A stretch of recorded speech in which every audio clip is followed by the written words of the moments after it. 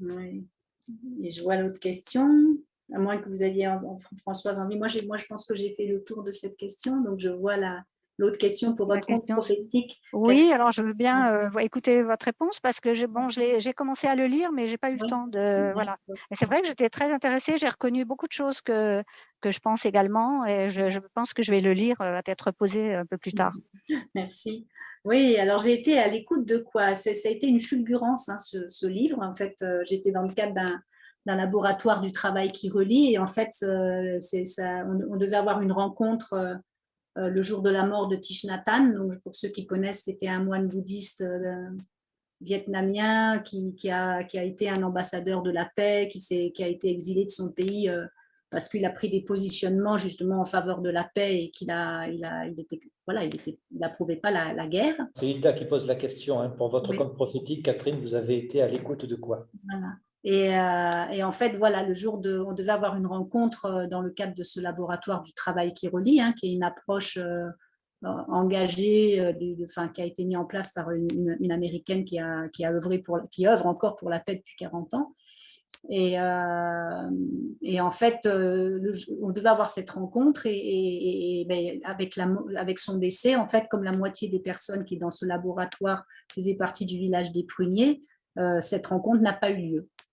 Et en fait, quand il est décédé, quelqu'un lui avait posé la question, quand est-ce que vous allez mourir? Et en fait, il a répondu, je mourrai quand il y aurait suffisamment d'éveillés sur Terre. Voilà. Et donc, quand j'ai entendu ça, ça m'a fait un bien fou, mais en fait, je me suis dit, qu'est-ce qui se passe pour éveiller les gens? Qu'est-ce qu'il faut faire? Et en fait, je pense qu'on a besoin de nouveaux récits. C'est-à-dire que jusqu'à maintenant, j'ai lu beaucoup de récits dystopiques où on nous annonce un avenir absolument abominable qui est en train de plus ou moins se réaliser actuellement. Et donc, je me suis dit, ben, moi, il faut que j'écrive un récit qui soit une vision beaucoup plus positive de l'avenir. Et en fait, je ne sais pas comment dire, j'ai écrit ce livre en 1 mois. C'est comme s'il y avait quelque chose, voilà. Je ne peux pas dire qui me guidait pour écrire ce livre qui s'est écrit avec une facilité très, très étonnante. Voilà, je ne peux pas en dire plus. Lisez-le, je explique plus longuement. Hilda vous demande à une question, pouvez-vous écrire le nom de ce moine, s'il vous plaît? Thich Nhat Hanh, c'est ça? Oui, Thich Nhat Hanh. Alors, j'oublie toujours des H quelque part, mais globalement, ça doit être ça. Thich Nhat Hanh. Voilà. D'accord, merci. Voilà. Thich Nhat Hanh. Voilà. Donc, c'était vraiment un être inspirant qui a vraiment œuvré toute sa vie pour la paix, qui a créé le village des Pruniers, je crois que c'est en Gironde. Voilà, et c'est lui qui m'a inspiré. J'ai envie de dire que c'est lui qui m'a inspiré ce livre. Le fait qu'ils disent qu'il y avait la possibilité qu'on soit suffisamment d'éveillés sur Terre pour aller vers un changement de cap qui me paraît nécessaire aujourd'hui. Voilà, j'ai dit.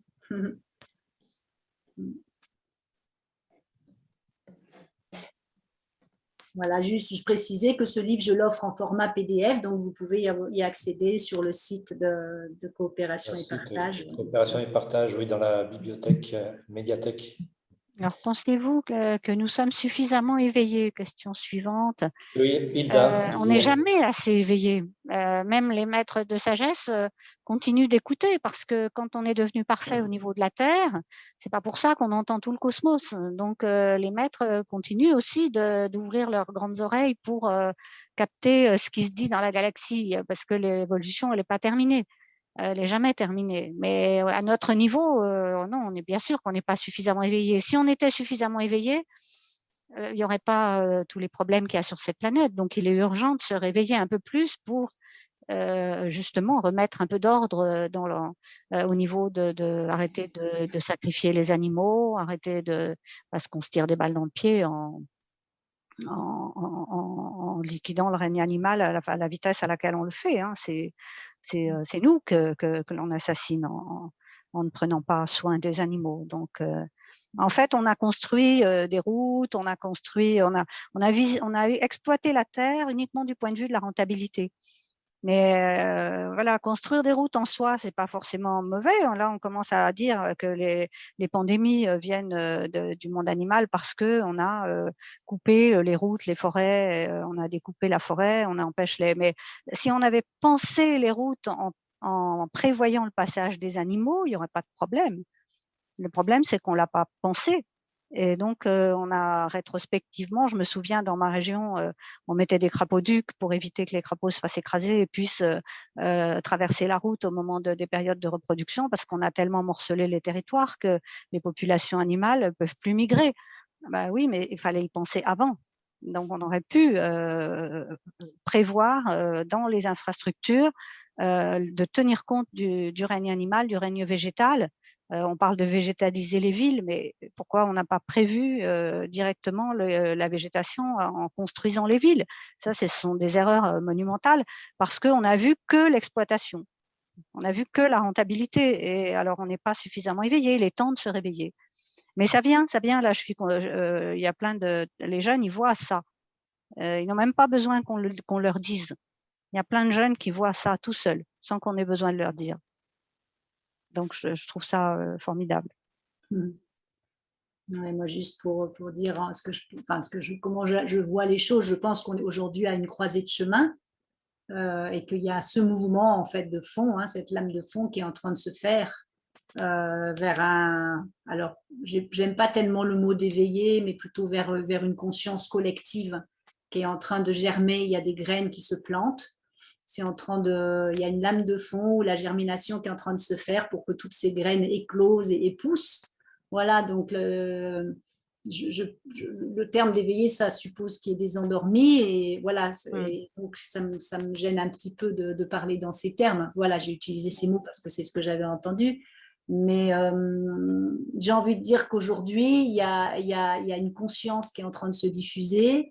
Et c'est vrai que sur le livre, je finis un peu avec le mythe du 100e singe où on arrive à un point de bascule. Je pense qu'on est à cette croisée de chemin et que le chemin, il est en train de se faire et que c'est important qu'on y croit. En tout cas, moi, j'ai envie d'y croire et c'est pour ça que j'ai écrit ce livre. C'est pour ça que je suis là aujourd'hui parce que je pense que plus on aura cette confiance qu'il y a quelque chose qui est en train de se faire en mouvement de fond, plus les gens auront envie d'y contribuer. Mais ça passe vraiment par cette écoute, cette écoute qui fait qu'on va aller écouter les peurs des gens qui ne sont pas encore dans cette dynamique pour pouvoir les accompagner. Et donc, quand on parlait de mourant, c'est quoi un mourant? C'est celui qu'en fait, qui ne prend pas la vie telle qu'elle est. Eh bien, on peut aujourd'hui accompagner les vivants ou les semi-vivants ou ceux qui ont peur pour faire ce passage, voilà, vers une autre relation à la vie. Et je pense que c'est ce qui est en train de se faire. Moi, j'ai l'impression que c'est ce qui est en train de se faire, mais forcément, si on est dans le conflit, on va rencontrer la même force d'opposition. Donc, comment on peut faire ce passage, à part l'écoute, justement, pour que les relations humaines ne soient pas le moins conflictuelles possible, mais en accompagnant les peurs des uns et des autres pour que ce passage se fasse le plus en douceur possible, quoi. Voilà. Alors je vois la suite de la question. Pensez-vous que nous sommes suffisamment éveillés en ce moment vu l'urgence de la situation actuelle? Alors, moi, j'entends une peur derrière cette question. Oui. J'entends une peur derrière cette question. Et alors effectivement, c'est logique hein, vu la situation actuelle, mais à partir du moment où on est conscient que l'être humain n'est pas le plus intelligent dans l'univers, où on accepte que l'existence des maîtres de sagesse, ce sont des guides pour la civilisation. Donc c'est pas entre nos mains actuellement. Ce qui est entre nos mains, c'est effectivement de prendre conscience de la situation et de mettre nos petits bras à disposition de la situation pour voir qu'est-ce qu'on peut faire. On peut faire à tous les niveaux. Même si on a l'impression qu'on est impuissant, c'est faux. On peut à tous les niveaux commencer à faire des choses. À activer, à aller voir un comité de quartier pour mettre en place le ramassage des plastiques. Enfin, je sais pas, il y a une foultitude de choses à faire et donc je pense que ça fait deux choses de faire ça. D'abord, c'est très utile collectivement. Et ensuite, ça nous montre que ça nous rassure et ça casse la peur parce que à plusieurs, on a du pouvoir. On a énormément de pouvoir, beaucoup plus que ce que l'on pense. Tout seul, on se sent isolé, mais à partir du moment où on est, par exemple, un autre exemple, les gens qui nous manipulent sur le plan économique par rapport à nous créer des faux besoins, par exemple. Si on prend conscience de ça, le pouvoir, il est où? Il est sur celui qui a la carte bleue. Donc, on a le pouvoir dans le magasin. Donc, qu'est-ce qu'on fait? On se laisse manipuler ou on se réveille et on se dit, bah non, stop à la manipulation, j'achète uniquement ce dont j'ai vraiment besoin. Ben ça, c'est voilà, c'est juste un tout petit aperçu du fait qu'on a le pouvoir sur nos vies. Et moi, je suis pas pessimiste. Je suis pas pessimiste parce que l'être humain, il a de la ressource et qu'on n'est pas tout seul. Oui, moi ce que j'ai envie de dire, c'est qu'aujourd'hui, je vois vraiment beaucoup de choses qui sont en train de se mettre en route. Donc effectivement, cette inquiétude, j'avoue que cette sérénité, je ne l'ai pas en permanence parce que c'est ce que je disais, hein, c'est des allers-retours entre mes peurs, ce que je vois. Je vois qu'actuellement, il y a beaucoup, beaucoup de gens qui œuvrent, que je rejoins des collectifs qui arrivent à s'entendre alors qu'avant, ils n'auraient jamais même pas pu parler 5 minutes ensemble. Et je vois qu'il y a quand même beaucoup de choses. Et je parlais tout à l'heure du travail qui relie, où on parle du temps long. C'est vrai qu'on peut avoir ce sentiment d'urgence, mais à partir du moment où on prend conscience qu'il y a cette continuité de la vie, hein, c'est pour l'être humain, effectivement, peut-être ça va être compliqué. La continuité de la vie est liée. C'est comment à un moment donné, on ne se laisse pas arrêter et stopper par les peurs, hein, ce que Johanna Massy appelle la sidération. Comment chacun à son niveau, comme disait Françoise, on peut se remettre en mouvement. Il y a tellement de choses à faire. Et dès qu'on commence à se mettre dans ce mouvement, là, on commence énergétiquement, on rencontre que des personnes qui sont dans ce mouvement et ça fait boule de neige. Et là, moi aussi, j'ai confiance, même s'il y a des moments, évidemment, il y a de la réactivité qui est là. Mais je pense qu'on est en tout cas vraiment très, très nombreux qui sont à l'œuvre. Ouais, vraiment. Je voudrais juste raconter une anecdote, si j'ai encore 2 minutes, Pascal. Ouais. Parce que ce que vient de dire Catherine, ça me fait penser à cette anecdote. Oui. J'ai eu l'occasion de discuter il y a très très très longtemps, il y a 35 ou 40 ans, avec un grand chercheur américain qui travaillait à Genève. Et il avait une grande famille, ce monsieur, et il avait 7 ou 8 enfants, je ne sais plus, j'ai un peu oublié. Et donc il avait un trafic, une grosse voiture, enfin un genre trafic maintenant, une grosse voiture, et le dimanche, il emmenait toute sa famille pique-niquer dans la montagne. Et il me disait qu'il choisissait le coin le plus sale de la forêt. Et il disait, on arrive à 10, ben, en 5 minutes, on a tout nettoyé. Et il disait, ça fait du bien à l'ego. C'est une excellente pédagogie. Ça fait du bien comme éducation pour les enfants. C'est une excellente pédagogie. Et ça, je me souviens de ça parce que voilà, il était foncièrement positif. Il ne se désolait pas en disant « Oh là là, on n'arrive pas à trouver un coin pour pique-niquer, la forêt est dégoûtante ». Il prenait le coin le plus sale et il disait « On arrive à 10, en 5 minutes, c'est plié ». Donc, j'avais trouvé ça formidable. Je m'étais dit « Ben voilà, il a tout compris de la vie ». Ouais, ouais. Ah ouais, j'adore cet exemple. Mais pour en revenir à ce que vous disiez tout à l'heure, c'est vraiment cette notion de, en fait, on a le pouvoir, on a réellement le pouvoir d'agir, en fait, et par la carte bleue, par nos choix de consommation, en fait, on est vraiment puissant, mais on l'a oublié. Et en fait, c'est comment on reprend ce pouvoir, cette capacité d'agir, et ça passe effectivement par la confiance, par la foi, par se regrouper.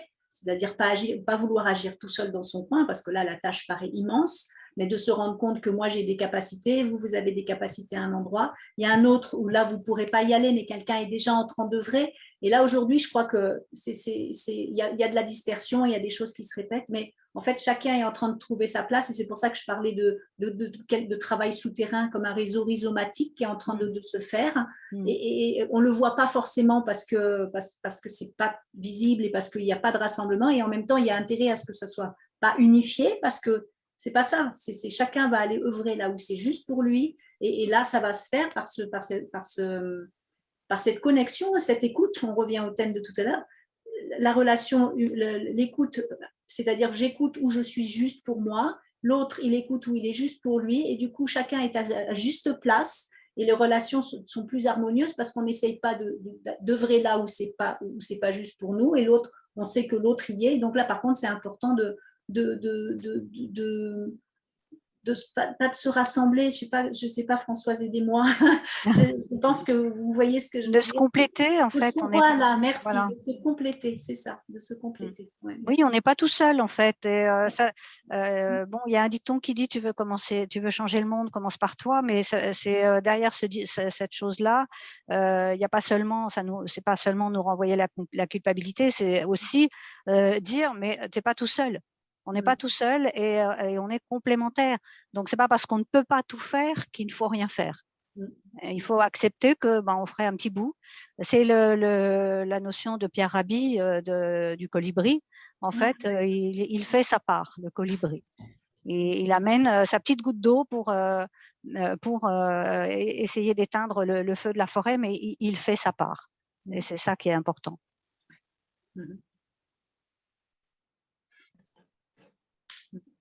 Très bien. On est dans les temps, Pascal, tout est bon? Oui, tout à fait, tout à fait. Bien, je crois que nous en avons terminé avec les séances de questions-réponses. Et merci, nous allons. Merci Pascal. Merci à vous deux. Pour rester informé de nos prochaines activités, rendez-vous sur coopérationetpartage.org dans l'onglet Contact, nous suivre, tapez votre nom ainsi que votre adresse mail et cliquez sur le bouton Envoyer.